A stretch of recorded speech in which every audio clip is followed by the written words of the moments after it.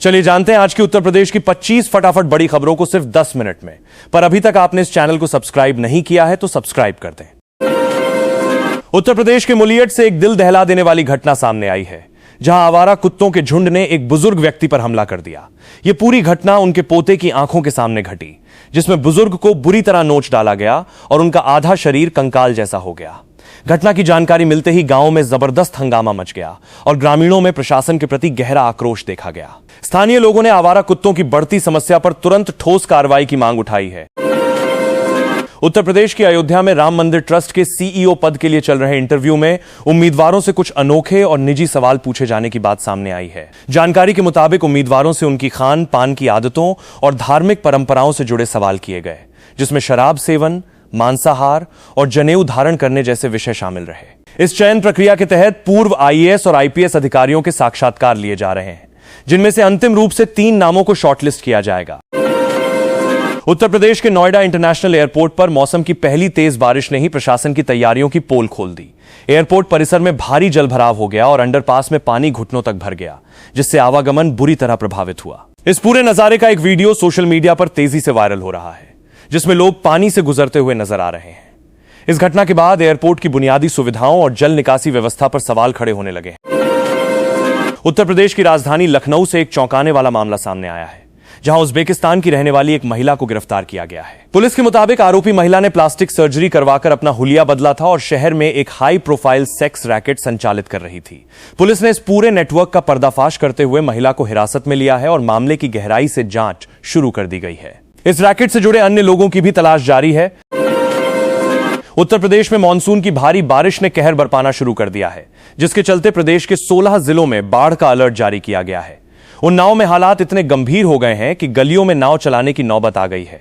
वहीं कई इलाकों में पुल पूरी तरह पानी में डूब गए हैं। लगातार बढ़ते जलस्तर से आम जनजीवन बुरी तरह प्रभावित हो रहा है। प्रशासन ने प्रभावित क्षेत्रों में राहत और बचाव कार्य तेज करते हुए लोगों को सतर्क रहने की सलाह दी। उत्तर प्रदेश के चर्चित माफिया रहे अतीक अहमद के बेटे आबान की मौत से जुड़े हादसे का एक नया वीडियो अब सामने आया है। वीडियो में सामने आया है कि हादसे के बाद आबान ने अंतिम समय में बचाने की गुहार लगाई थी। यह वीडियो सामने आने के बाद पूरे मामले को लेकर एक बार फिर चर्चाओं का दौर शुरू हो गया है। इस नए वीडियो को लेकर लोगों में तरह तरह की प्रतिक्रियाएं देखने को मिल रही हैं और मामले की बारीकी से पड़ताल की मांग उठ रही है।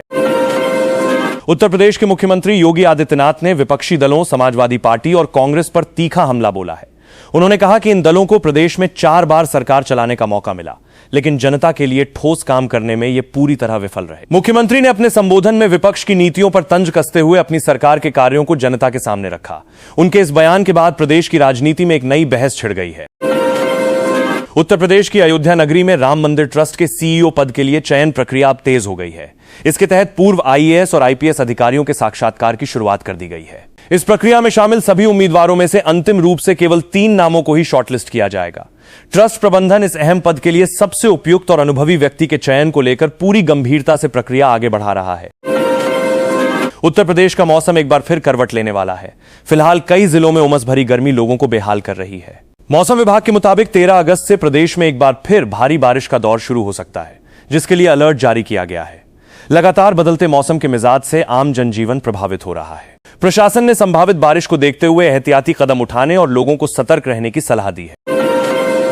उत्तर प्रदेश के चंदौली से पुलिस ने एक शातिर साइबर फ्रॉड गिरोह को धर दबोचा है, जो देश भर में लोगों को ठगने का काम कर रहा था। पुलिस जांच में सामने आया है कि इस गिरोह ने 16 राज्यों के लोगों से करीब 29 लाख रुपए की ठगी को अंजाम दिया था। पुलिस ने गिरोह के सदस्यों को गिरफ्तार कर उनके पास से ठगी में इस्तेमाल होने वाले उपकरण भी बरामद किए हैं। मामले की आगे की जांच जारी है, ताकि गिरोह के पूरे नेटवर्क का पता लगाया जा सके। उत्तर प्रदेश के लखनऊ कानपुर एक्सप्रेसवे पर एक बार फिर सड़क धंसने की घटना सामने आई है, जिसने प्रशासन की चिंता बढ़ा दी है। सड़क के धंसने के बाद तुरंत भारी वाहनों की आवाजाही को रोक दिया गया, ताकि किसी बड़े हादसे को टाला जा सके। यह घटना एक्सप्रेसवे के निर्माण कार्य की गुणवत्ता पर एक बार फिर सवाल खड़े करती है। संबंधित विभाग ने क्षतिग्रस्त हिस्से की मरम्मत का काम शुरू करा दिया है और यातायात को सुचारू करने के प्रयास किए जा रहे हैं।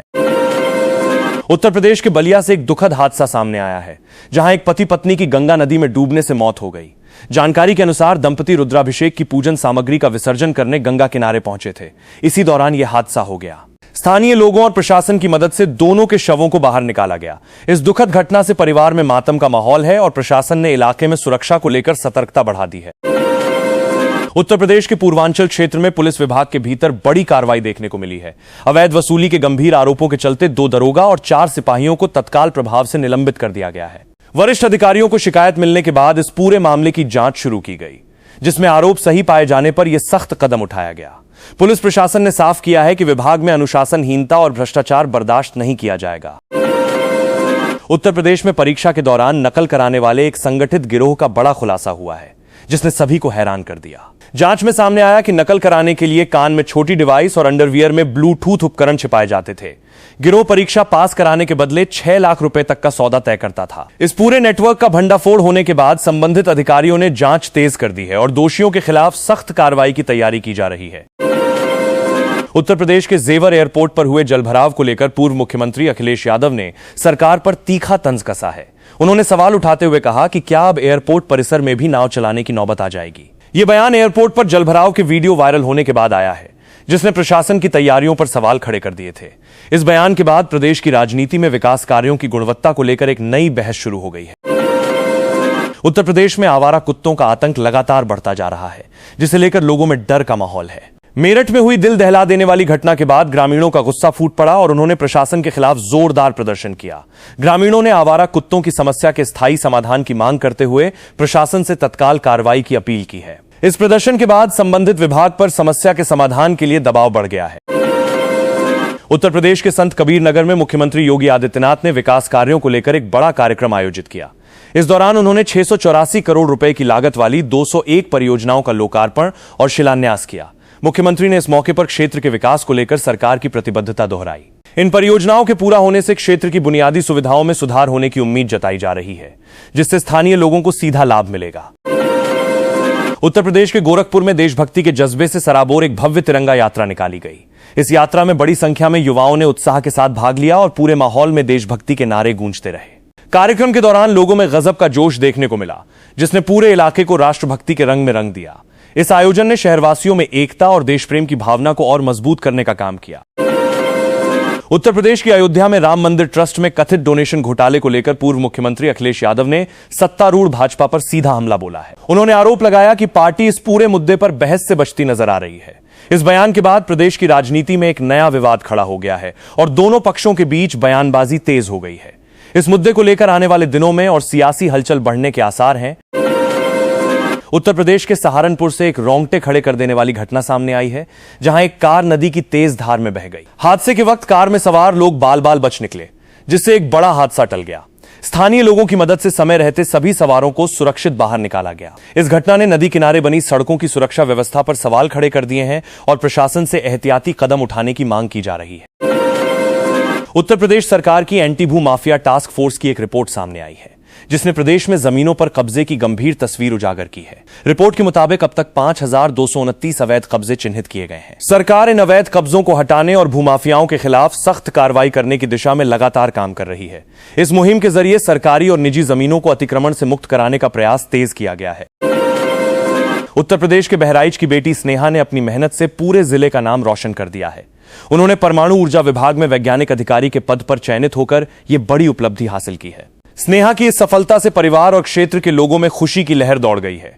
उनकी इस उपलब्धि को स्थानीय स्तर पर काफी सराहा जा रहा है और उन्हें क्षेत्र की अन्य युवतियों के लिए एक प्रेरणा के रूप में देखा जा रहा है। उत्तर प्रदेश की राजधानी लखनऊ से एक बेहद शर्मनाक घटना सामने आई है, जहां एक किशोर को कमरे में बुरी तरह पीटा गया। इतना ही नहीं, आरोपियों ने किशोर को नंगा कर गली में घुमाकर उसे बेइज्जत किया। घटना की जानकारी मिलते ही पुलिस हरकत में आई और मामले में शामिल 4 आरोपियों को गिरफ्तार कर लिया गया। पुलिस ने पीड़ित किशोर को हर संभव मदद का भरोसा दिलाते हुए मामले की गहनता से जांच शुरू कर दी है।